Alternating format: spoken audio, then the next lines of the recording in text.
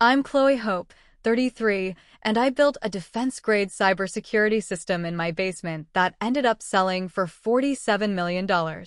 For years, I showed up for my family, paid bills, kept the peace, even let their insults slide. But when they called me a deadbeat at a wedding I paid to attend, I made a decision that changed everything.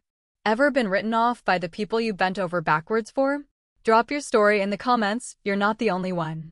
Before I dive in, let me know where you're watching from. And if you've ever had to prove your worth in silence, hit that like button and subscribe for more real stories about boundaries, resilience, and quiet revenge. Because what happened next, you won't see coming. My name is Chloe Hope, and for most of my adult life, my family treated me like a punchline they couldn't wait to retire. I was the one who didn't quite fit, the one who chose to study engineering when they were expecting another law degree or MBA to add to the family group chat. When they bragged about us to neighbors, my name came with a footnote. "She's in tech," they'd say, with the same tone someone might use for, "she's still finding herself." What they didn't say was that I had graduated top of my class at Carnegie Mellon, finished a master's at MIT, and built a prototype for a cybersecurity platform that later caught the attention of a federal contractor. But none of that mattered at Thanksgiving when my brother talked about his firm going public and my sister casually mentioned an upcoming trial with a senator's son as her client. I was always the one on the folding chair at family gatherings, always the one bringing a bottle of wine instead of a story my parents could boast about.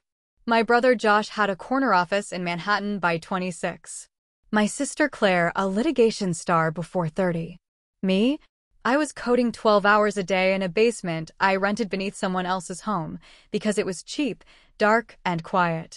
The first few years after grad school were just that: isolation, prototypes, bug testing, and pitch decks.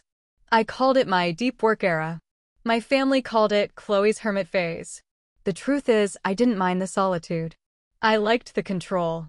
Building something from scratch, just me, a laptop, and lines of logic that, if stitched together right, could do something remarkable.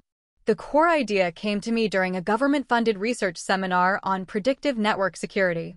Everyone else was focused on reactive models, find the intrusion, close the door. I wanted to build a system that could learn behavioral patterns and cut the intruder off before the first knock. Anticipatory shielding, we called it. By the time I left the lab, I knew I hadn't just found a thesis. I'd found the kind of idea that could change things. But to my family, all they saw was someone who had been out of college for 6 years and still didn't own a car. I still showed up to birthdays and holidays. Still answered the same exhausting questions about whether I had considered teaching or thought about joining a real company. When Claire made partner at her firm, my parents rented out a private room at a high-end restaurant. When I filed my first provisional patent, my mother asked if I could help her reset her Facebook password. I did. Then I paid the bill after my father realized he'd left his wallet at home. Again. At some point, I stopped expecting anything different. I told myself I didn't need their approval. But there was always a part of me that felt like I was carrying a secret, like if they knew what I was really building, if they understood how serious it had become, maybe they'd stop talking to me like I was 12 and start listening. But explaining what I did was exhausting. It always led to glazed expressions and awkward silences. Once, at a family dinner, my uncle asked me what my startup actually did. I gave him the simplest version: we're building cybersecurity infrastructure that proactively identifies and neutralizes zero-day threats using a behavior-based model. He blinked twice and said, "So, like antivirus?" I nodded. "Sure, like antivirus." After a while, I stopped trying. Most of my days were consumed with code. I didn't have time for self-pity or resentment. I barely had time to eat. I was funding everything with contract work, bug bounties, audit reports, and the occasional white hat assignment for small tech firms. I ate canned beans, reused coffee grounds, and watched my savings shrink month by month. But the system was learning. Every day, it got a little faster, a little smarter. By the second year, I had something that could map out network behavior and flag suspicious patterns before they even triggered alerts in traditional software. I called it Argus, named after the all-seeing giant from Greek mythology. I remember the night it caught its first live intrusion. I was running a simulation for a private firm's internal network. Nothing special, just an overnight stress test. At 3:12 a.m., the system flagged a sequence of packet transmissions that didn't match the established user behavior. I manually reviewed it, and sure enough, it was a probe. Quiet, sophisticated, and likely unnoticed by the company's existing software. I sent them a report. The next morning, the CTO called me directly. Said their head of IT was stunned. Wanted to know what I was using. I told him it was something I'd built myself. He asked for a demo. That was the first real signal I wasn't imagining the value here. I began pitching to people I trusted, former professors, connections from my internship days, anyone with a tie to national security or defense. Most listened politely and never called back. But a few asked the right questions. One of them, a retired intelligence officer turned consultant, told me plainly, "This isn't startup material. This is contract grade. If it scales, you're not looking at VC money. You're looking at federal acquisition." The problem was, if it scales, was a massive if. The architecture needed rebuilding. The learning model was inefficient. I had a stack of ideas, a functional prototype, and no team. No funding. No one who could help me take it beyond proof of concept. And my landlord had just warned me that the rent on my basement unit was going up. Again. I thought about quitting more than once. Thought about selling off the code and getting a stable job with someone else's company. Something with a badge and health insurance. But every time I looked at Argus's logs, every time I saw another anomaly flagged, I knew walking away would haunt me. So I stayed.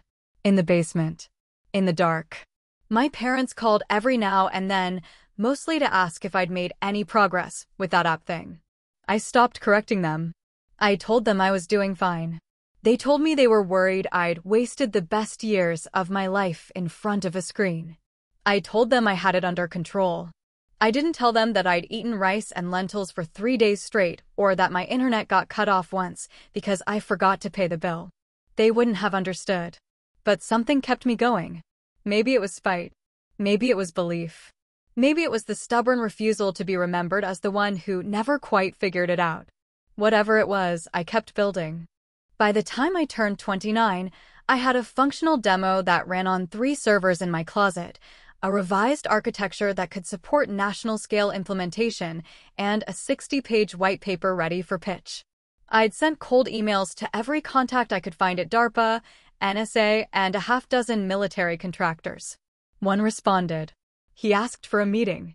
I wore the only blazer I owned and took the subway into DC. I didn't tell my family. Not because I wanted to surprise them, but because I knew deep down they'd just tell me not to get my hopes up. They would have called it another basement fantasy. But I knew better. Argus was about to change everything. They just didn't know it yet. By the time I landed the beta testing contract with a mid-tier defense contractor, I thought, naively, that things might finally shift with my family. It wasn't the CIA. It wasn't life-changing money. But it was a real contract with real national security implications and a confidentiality clause that, for once, made it easier not to share the details. Not that they would have asked. I told my mom in passing during a Sunday brunch at Claire's place. Just a quiet, casual mention that a company aligned with national defense had taken interest in my software and was rolling it out in a limited-use pilot. She nodded, barely looking up from her mimosa. "That's nice," she said. "Did you bring those quinoa bites again?" Claire turned to Josh and asked if he was still planning on moving into the loft in Tribeca.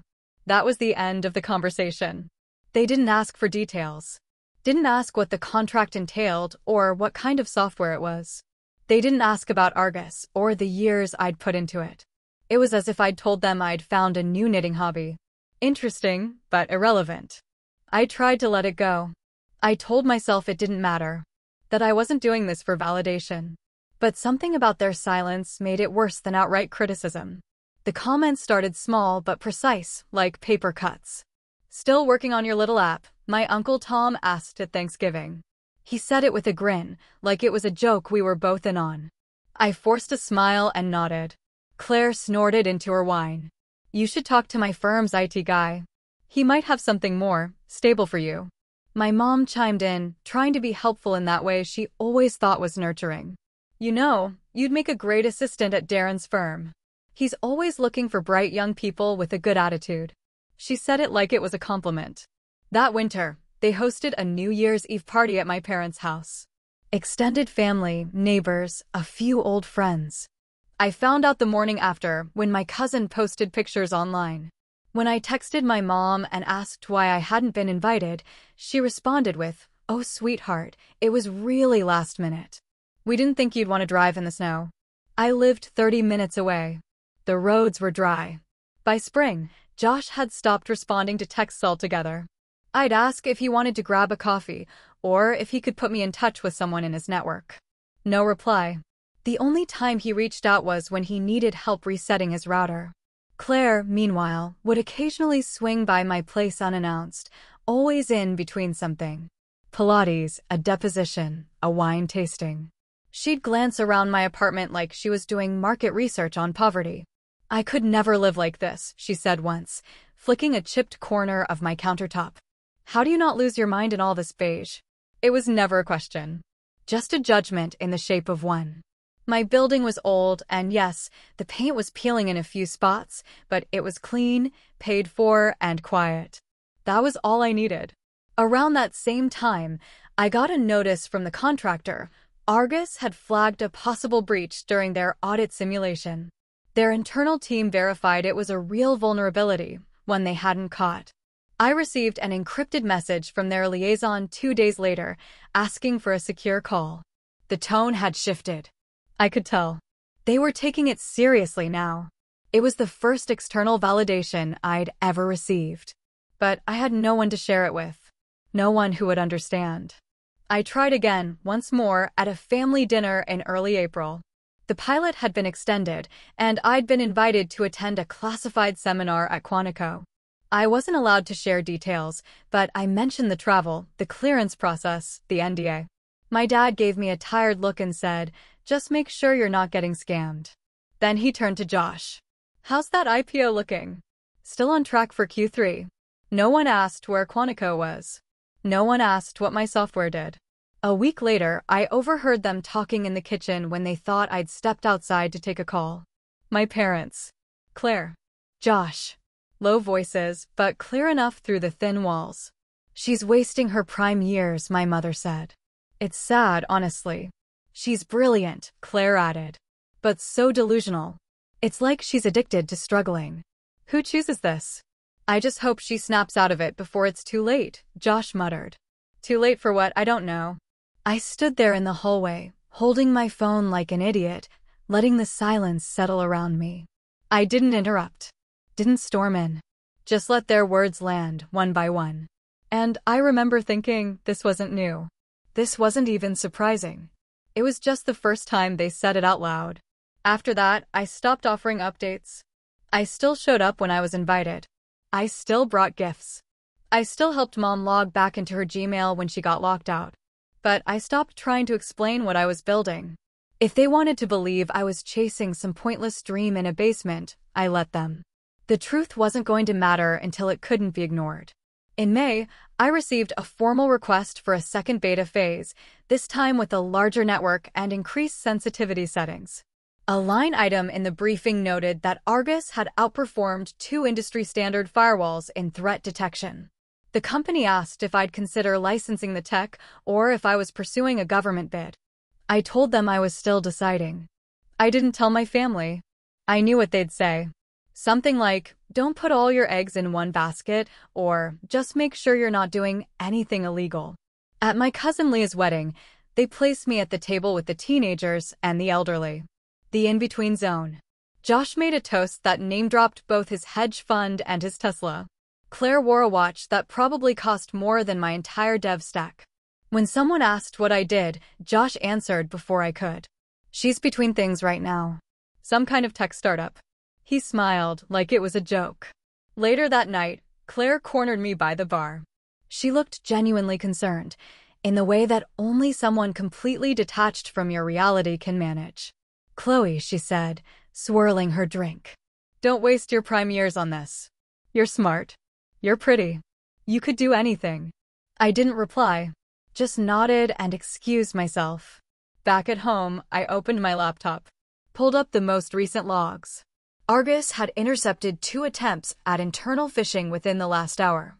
Real threats. Real value. I watched the data cascade down the screen. Clean, predictable, and responsive. Everything my family wasn't. They thought I was floundering. But Argus was watching. And I was getting ready. It happened at Leah's wedding. By then, I knew better than to expect much from family events, but I still tried. I flew in early, booked my own hotel instead of staying at the block Claire had reserved for the rest of the family, and bought a navy blue designer dress on clearance that I absolutely couldn't afford. Not because I wanted to impress anyone, but because I didn't want to give them more ammunition. The ceremony was held at some sprawling estate upstate, all manicured hedges and tented reception areas lined with glass chandeliers. Claire was a bridesmaid. Josh was on some kind of planning committee. I wasn't in the wedding, but I got an invitation late, with my name misspelled, but an invitation all the same. When I arrived, the hostess couldn't find my place card. I stood by the check-in table in heels that already hurt while the intern staffing the guest list made 3 calls. Eventually, they scribbled my name on a blank card and said, "We'll seat you with extended family." You're not in the group photo, right? I wasn't. That had been taken the day before, apparently. No one told me. I found my table, just far enough from the main floor to feel peripheral, and sat down between Aunt Cindy and a man I didn't recognize who spent most of dinner scrolling through his phone. The wine helped, but not much. Josh spotted me halfway through the cocktail hour. He was in a tailored gray suit, drink in hand, his hair freshly cut the way he always had it before a major presentation. He walked over with 2 men from his firm, both younger and louder than he was. "This is my sister," he said. "She's between things right now. Some software stuff." They smiled politely. One nodded like he understood, though I could tell he didn't. Josh didn't make eye contact with me as he said it, just turned back to them and started talking about quarterly forecasts. I laughed under my breath. Not because it was funny, but because it was so predictably on brand. Later, at dinner, the microphone passed to my mom. She stood beside Leah's father, her wine glass raised. "We're just so proud," she said. "Of Leah, of course, and of all our children who've made such incredible progress these past few years." She glanced toward Josh, then Claire. "We've got a lawyer, a hedge fund manager, and, well, plenty of talent in this family." That was it. I wasn't mentioned by name. Not even a vague nod in my direction. I sat there, smile frozen, fingers tightening around the stem of my glass. Claire clapped. Josh clapped. I took a long sip and reminded myself I'd only committed to staying 2 nights. After the speeches, while people began dancing and the waitstaff cleared plates, I heard it. A woman at the next table, someone I didn't recognize, maybe a cousin's friend, leaned in to whisper, "Isn't she the deadbeat one? The coder?" I didn't react. Just kept my eyes on the dance floor, where Claire was twirling a flower girl in a circle. I told myself it didn't matter. That she didn't know me. That the word didn't mean anything. But it did. It wasn't just the word. It was the casual way she said it, like it was common knowledge. Like it had been said before. I stayed until the end. Hugged Leah. Thanked her parents. When the valet brought my rental car around, I climbed in, drove back to the hotel, and sat in the parking lot for 10 full minutes before going inside. I didn't cry. I didn't get angry. I just sat there, thinking about the years I had poured into building something they refused to even acknowledge. The next morning was brunch at the hotel restaurant. A final wrap-up for the family, hosted by Leah's parents. I got there early mostly because I hadn't slept. Ordered coffee and offered to pick up the tab for the table when the server came by. I was trying to be generous. Trying to be part of things. But Mom caught me before I could hand over my card. "Don't embarrass yourself," she said quietly, her voice low but firm. "You should be saving what little you have." What little I have. I looked at her, really looked. Her tailored blazer, the gold watch she only wore to formal events, the makeup she hadn't changed in 20 years. She thought she was protecting me. Or maybe she just didn't want me to step out of place. I nodded. Said nothing. Sat through brunch and let someone else pay. But something in me cracked. It wasn't just that they didn't believe in what I was doing. It was that they didn't care to ask. Didn't even think it was worth a conversation. My brother could gamble someone else's money in the market and be called brilliant. My sister could argue corporate liability cases and be celebrated. I had built a product from the ground up, signed a government pilot, and was still treated like someone who'd just graduated without a plan. That afternoon, I skipped the family photos. Skipped the after party.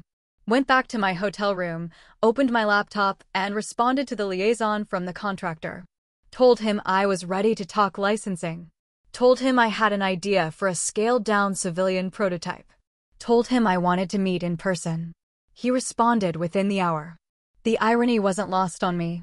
While my family was still laughing over wedding cake, I was locking in the meeting that would eventually lead to the biggest conversation of my life. But that day, all I had was the silence. And the word that kept echoing in my head. Deadbeat. They wouldn't be laughing for long. I flew home early the next morning. No goodbye hugs, no group photo, no brunch recap. I didn't text anyone to say I was leaving. Just packed my things, checked out of the hotel, and drove straight to the airport.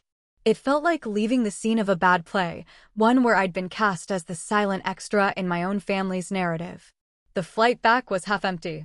I sat by the window and stared out at the wing as the plane rose over the cloud line, wondering if any of them even noticed I was gone. If they did, I knew exactly what the conversation would sound like. She left without saying anything? Well, maybe she couldn't afford another night. Honestly, I worry about her. It's just not a real life, what she's doing. When I landed, I didn't call anyone. I didn't check in.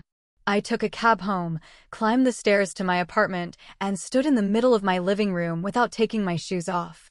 I looked around at the whiteboard leaning against the far wall, still covered in scribbled pseudocode and network logic. Next to it, a printout of the feedback report from the contractor's second beta test. Redacted, heavily annotated, but buried in all the jargon was one clean sentence.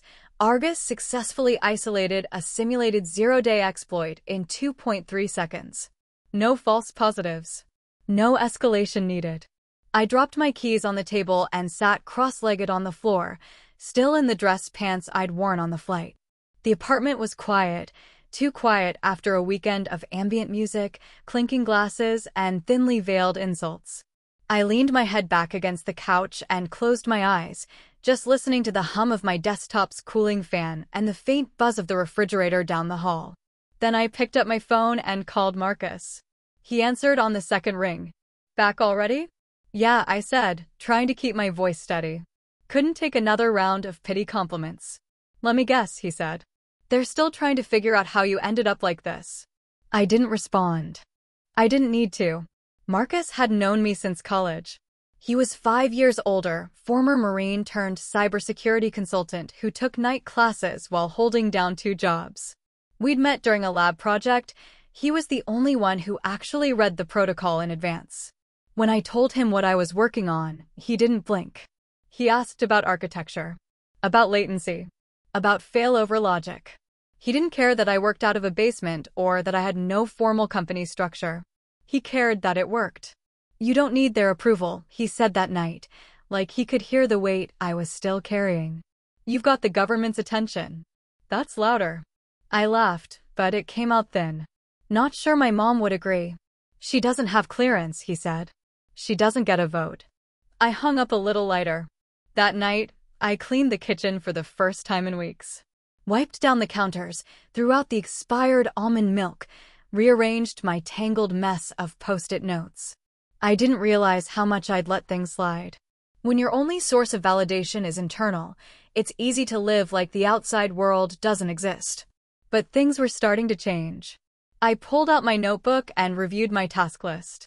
There were still open items, code refactors I hadn't finished, documentation for the licensing proposal, a pitch deck I hadn't updated in months. I hadn't touched LinkedIn in almost a year. My GitHub was outdated. Everything public was stale. Because none of it mattered. The people I was talking to didn't need public portfolios. They needed discretion. Half of them never even used their real names. Some only spoke through encrypted channels or temporary email accounts. I had one contact who insisted on routing everything through an overseas relay server. The calls were brief, the questions sharp, and the expectations high. But they kept calling. And that was all I needed to keep going. I stopped checking in with my family. No more update texts. No more awkward Sunday calls where I'd pretend everything was fine just to avoid the inevitable career advice. I let it all go. Let them believe I was stuck. Let them believe I was failing. It made things simpler. The truth is, I didn't need them to understand the code. I just wanted them to care that I wrote it. But once I stopped needing that, everything got easier. I poured myself into the next build. I overhauled Argus's scanning logic, shaved milliseconds off the response time, and started integrating passive data fingerprinting into the behavioral model. I was working 16-hour days, running tests on 3 separate machines, and documenting every change in a locked, local-only version control repo. And for the first time in a long time, I wasn't wondering if it would be worth it. Because I knew it already was. The next call came a week later. A government representative, not the contractor, not a liaison, but a direct inquiry. They wanted a private demonstration. No promises, no details, just a secure environment, a time slot, and a non-negotiable location. I forwarded it to Marcus. He called me 10 minutes later. "This is it," he said. "This is where the game changes." He didn't say congratulations. He didn't say I told you so. He just said, "Be ready." So I was. I booked a flight, made a backup of everything encrypted on a physical drive, and printed 2 copies of the proposal, one clean, one annotated with specs and back-end logic trees. I stayed up 3 nights in a row running simulations, then slept for 10 hours straight the night before the trip. When I walked into that building with a badge that didn't have my name on it, holding a demo that didn't officially exist, I wasn't nervous. I was focused. And I didn't think about my family once. Back at home, the text started up again. Josh sent a photo from a ski trip. Claire forwarded an article she thought I'd find interesting. It was about burnout in female entrepreneurs. My mom left a voicemail asking if I'd be coming to Father's Day. I didn't respond. Because by then, the people calling me were using acronyms that couldn't be printed in public documents. They weren't asking about my resume. They were asking about deployment windows, API compatibility, and federal procurement timelines. They weren't asking who I was. They already knew. And that, more than anything, was the shift. I didn't need to be seen anymore. I just needed to keep building. 6 months after the NSA pilot concluded, I got the report.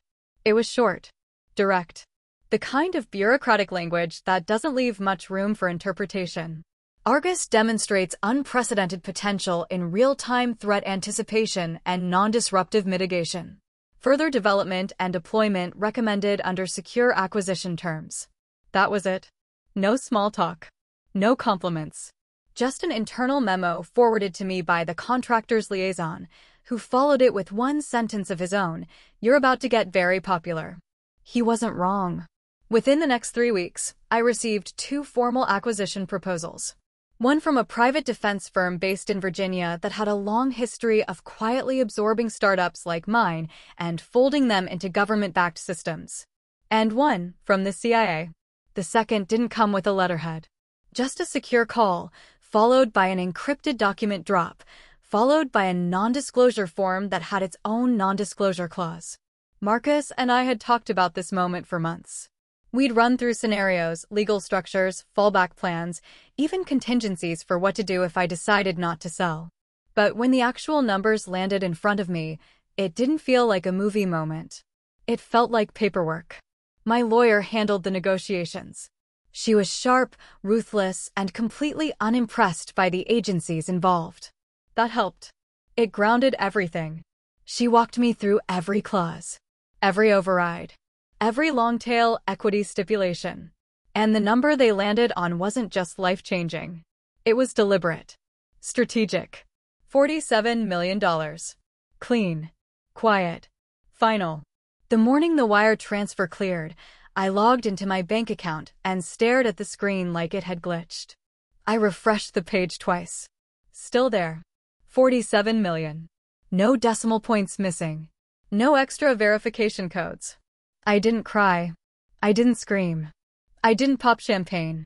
I sat at my kitchen table, barefoot, with a chipped mug of instant coffee and a half-charged laptop, and just stared. It didn't feel like victory. It felt like exhale. A week earlier, I had still been fielding vague texts from my mother asking if I was taking care of myself, and a group chat ping from Claire that included a screenshot of a meme about people who choose gig work over real careers.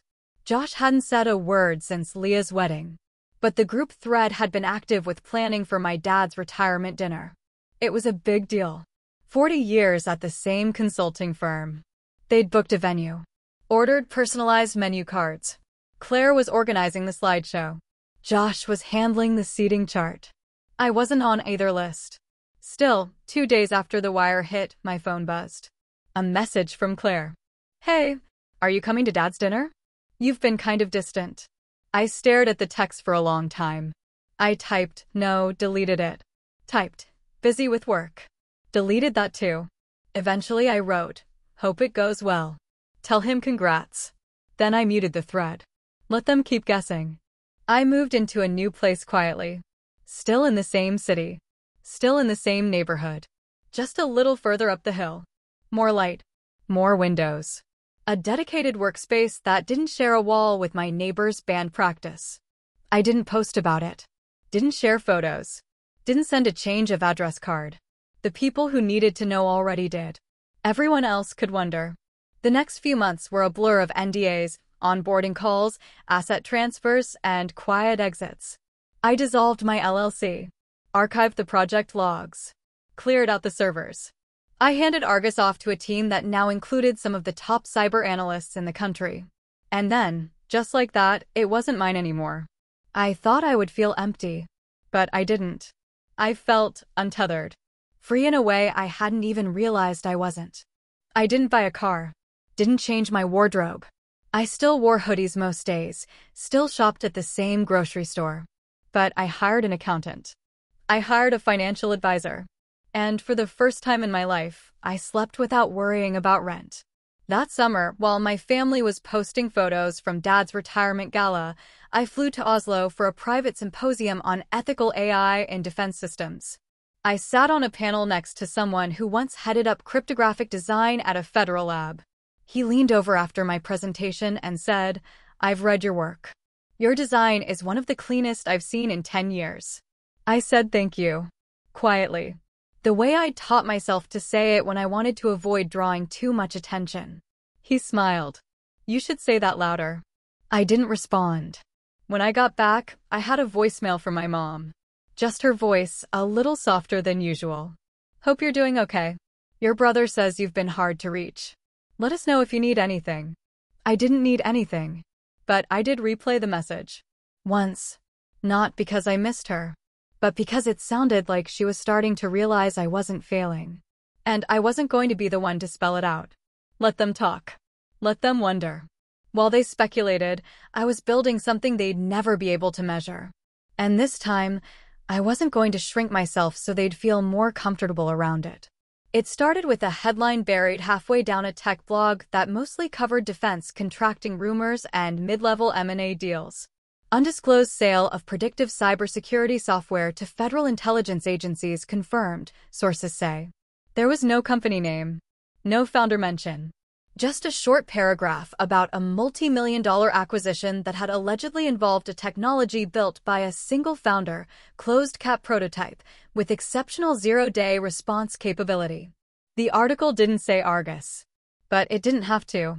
In the small circles I'd spent the last few years quietly orbiting, academic research groups, freelance security networks, old conference panels, it didn't take long for people to start connecting the dots. The first message came from someone I hadn't heard from in years. A guy I worked with briefly on a DARPA grant back in grad school. Hey, it said. You finally went dark mode, huh? Then another. From a former classmate, was that you in the article? Then one more, from someone I barely remembered but had apparently followed my work longer than I knew, respect. You kept your head down and did it the right way. I responded to none of them. Not because I didn't appreciate it, but because I didn't know how to explain the shape of what I'd just lived through. The years of being dismissed. The weight of silence. The loss that came not from failure, but from finally succeeding, and knowing it wasn't going to fix anything with the people who should have believed in me first. But then the text shifted. My brother was the first family member to reach out. A message, no preamble. Hey, heard something big happened. Can we catch up? No acknowledgement of the last 2 years of silence. No mention of the wedding or the brunch or the deadbeat comment he never realized I'd heard. Just a vague hand extended, now that the tide had changed. I didn't reply. 2 days later, a voicemail from Mom. Hi, sweetie. Just checking in. We've missed you. You know your father always brags about you. He tells everyone you're the tech genius of the family. Hope everything's going well. I played it twice. Not because I needed to hear it again, but because I needed to be absolutely sure I hadn't imagined the tone shift. This was the same woman who once told me not to embarrass myself by offering to pick up brunch. The same woman who offered me her old sheets when I moved into my first apartment because, as she put it, you don't need anything fancy. Now they missed me. Now Dad always bragged. Right. The same Dad who once told me, during a family dinner I hadn't even wanted to attend, that I should think about settling down and that I'd missed my window if I wasn't careful. Just marry someone smart with a job in finance, he said, half joking. Let him figure things out for a while. I'd laughed then, not because it was funny, but because there was no safe way to say what I was actually thinking. That I was already building something smarter than half the finance sector. That I didn't need to marry into someone else's future. I was too busy constructing my own. Now, suddenly, I was the one he bragged about. I let the voicemail sit there. Didn't delete it. Didn't respond. Let them feel the silence for once. Let them sit in the same uncertainty I'd lived in for years, wondering if the problem was theirs to solve, or if they'd already missed their chance. Claire waited another week. Then she sent a message that was surprisingly short. Just, heard something. If it's true, congrats. Seriously. That was the first time in years she'd said anything without a trace of sarcasm or superiority. I stared at the message for a while. It wasn't enough to erase everything, but I could feel the shift. They weren't just guessing anymore. They knew. Or at least they were pretty sure. And they were trying to figure out what came next. What came next was something they weren't invited to. The CIA acquisition, even with its redactions and restrictions, came with a quiet wave of credibility. Not the kind you post on LinkedIn. The kind that shows up in your inbox with no subject line and a classified extension.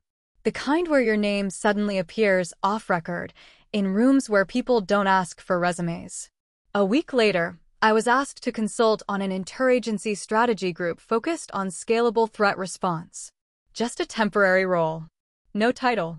No direct attribution. But the people in that room, they knew who I was.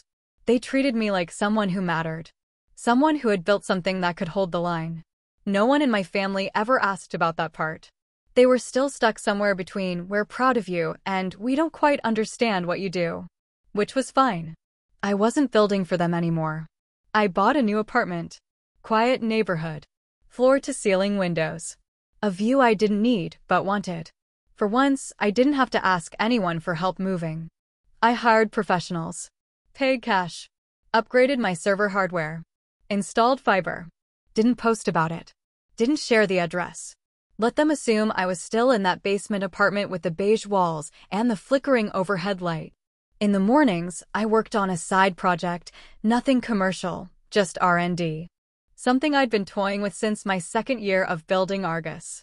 In the afternoons, I took meetings with people who used to politely ignore my emails. Now they listened carefully. Jotted notes. Offered contracts I didn't need.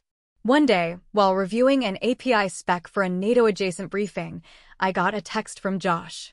"Can I call you? Something I want to run by you security-related." No apology. No preamble. Just straight to business. I didn't respond.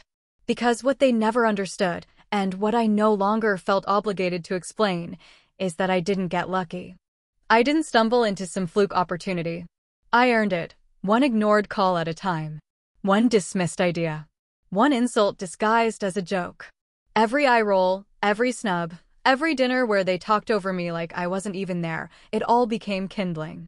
They gave me silence, and I learned how to build without an audience. Now, they wanted to break the silence on their terms. But I wasn't answering yet. Not out of spite. Not out of ego. Out of clarity. The shift had already happened. They just hadn't realized they were no longer part of the story. Eventually, I agreed to meet. It wasn't some grand reconciliation. No dramatic call. No tears. Just a quiet email from my mother that said, "We'd love to see you. Maybe lunch sometime?" No pressure. It had been over a year since we'd spoken face to face. The acquisition had long since closed. The article had circulated. The calls had come and gone. But this was the first real invitation that didn't come with guilt or an agenda buried under small talk. I said yes. One lunch. Neutral ground. A cafe downtown they used to tease me for frequenting back when I couldn't afford dinner anywhere that didn't serve food on a tray. Now it was Claire's pick, apparently. Quiet and nice, she said in the group text she started for planning. Like she hadn't once joked that the booths there smelled like failure. I arrived 2 minutes early. Not on purpose. Just a habit now, being prepared. They were already seated when I walked in. My mom smiled too wide when she saw me. Claire stood and leaned in like we were close. Josh offered a nod and a handshake like this was a business lunch. No one mentioned the silence. Or the texts that went unanswered. Or the missed holidays. They just launched straight into the performance. "You look great," Claire said, like that could patch over 3 years of snide remarks and side-eyes. Josh flagged down the server and started talking about the menu like this was something we did all the time. Mom reached across the table and touched my wrist, just for a second. "I'm so glad you came." I let them go through it. The small talk. The questions that weren't really questions. The references to things they assumed I knew about. "Remember Cousin Greg's dog? Did you hear about the office merger? That influencer you liked got canceled." I listened. I nodded. I waited. Then, just after the drinks arrived, Josh shifted gears. "So," he said, "you probably already know this, but I've been working on a fintech platform. Mostly early-stage stuff, but we're getting traction. I've been meaning to ask, could you take a look at our infrastructure? Just from a security angle. Nothing formal. Just your thoughts." There it was. The ask. It always came, eventually. I took a sip of coffee and glanced at Claire. She looked everywhere but at me. Mom was busy adjusting her napkin. "I'm not consulting right now," I said. "Taking a break from client work." Josh nodded slowly. "Totally. Of course. Just thought I'd ask." And then silence. Real silence.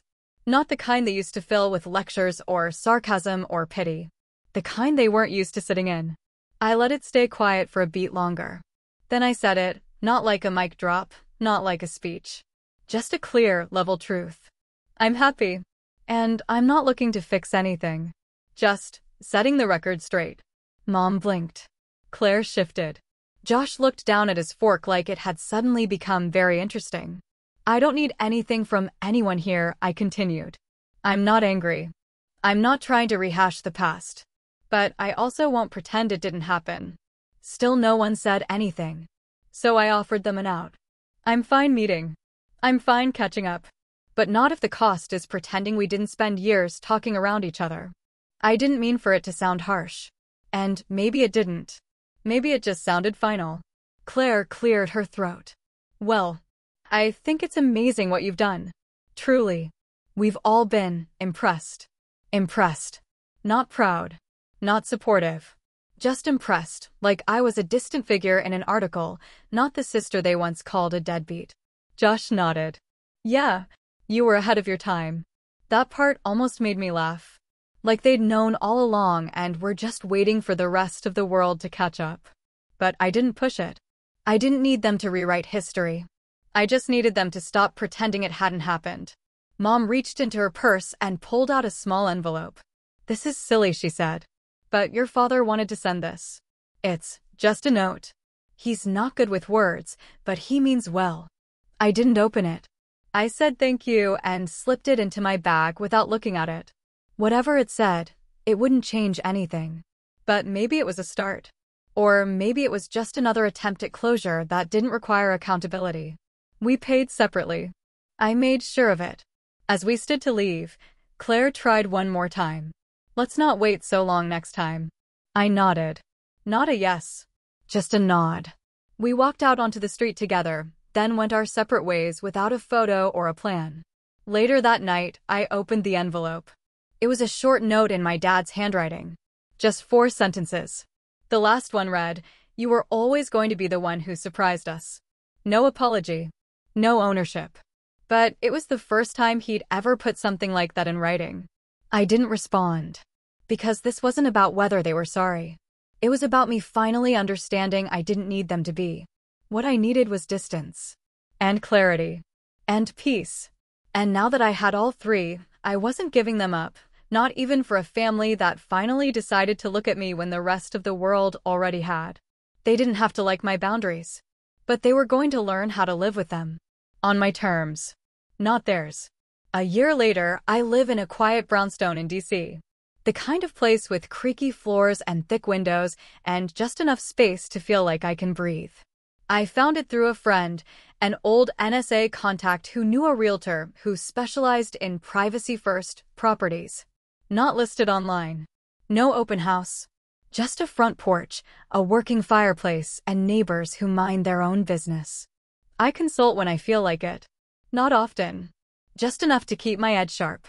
Most of my time now goes into mentoring women in cybersecurity, girls just entering computer science, veterans transitioning into tech roles. The kind of people no one notices until they do something big. I know what that feels like. I know how much time you lose trying to prove your worth to people who can't see it unless it's backed by a logo or a check. So I make sure they don't have to wait that long. Once a month, I teach a workshop on digital infrastructure resilience for a nonprofit that partners with underfunded schools. No cameras. No press. Just a whiteboard and a room full of people who actually want to learn. It's the most satisfying thing I do. My family still doesn't fully understand what I do. But they've stopped trying to explain it for me. They ask before they visit. They don't show up unannounced. They bring their own wallets to lunch. No more jokes about freelancer phases or app ideas. No more whispered comments about wasted potential. Claire still sends me articles sometimes, mostly about other women in tech. It's her way of connecting, I think. She doesn't say much beyond "thought of you when I read this." I let it be enough. Josh hasn't brought up his startup again. Not since I turned down the quick favor and didn't offer an apology for it. But last Christmas, he mailed me a book on cybersecurity ethics with a note inside that said, "For when you're bored." It was the first gift he's ever given me that didn't come with a punchline. Mom plays it safe now. She asks how I'm sleeping, what I'm eating, if I've been traveling. She talks around the work. Pretends not to be intimidated by what little she knows. I let her. It's easier that way.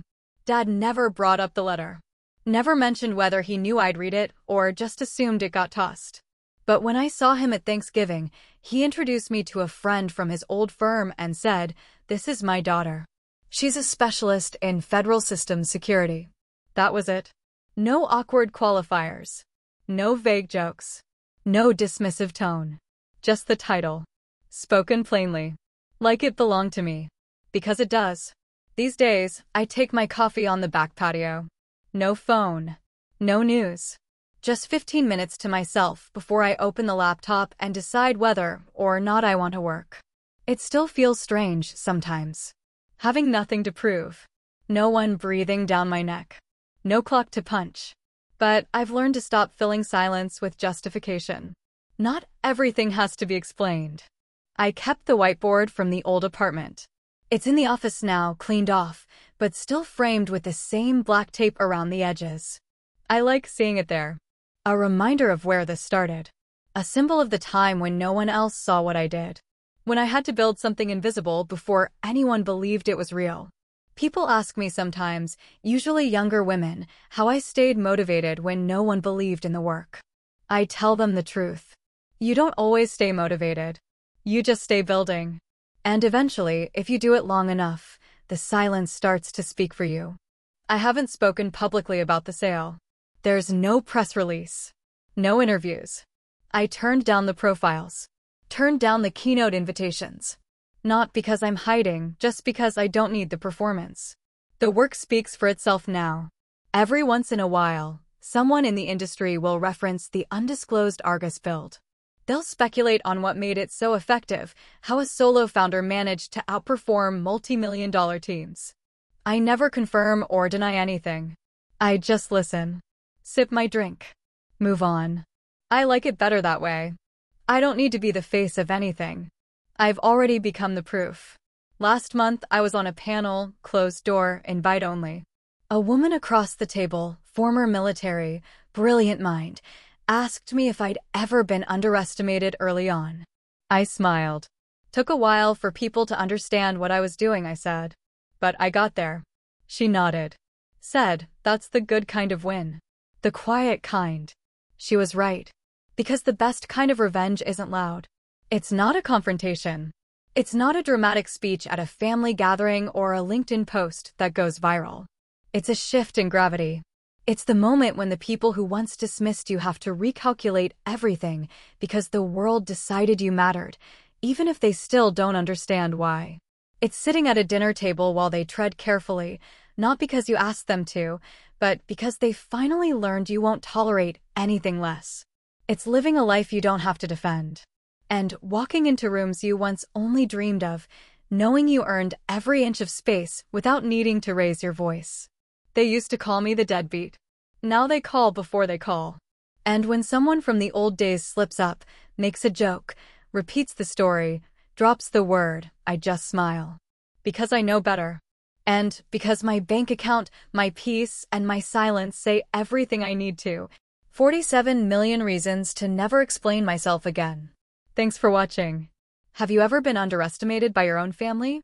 Or had someone suddenly come around only after you proved them wrong? Let me know in the comments. I read everyone. And if you're building something no one believes in yet, keep going. Hit like, subscribe, and share this with someone who needs a reminder. You don't owe anyone an explanation for your success.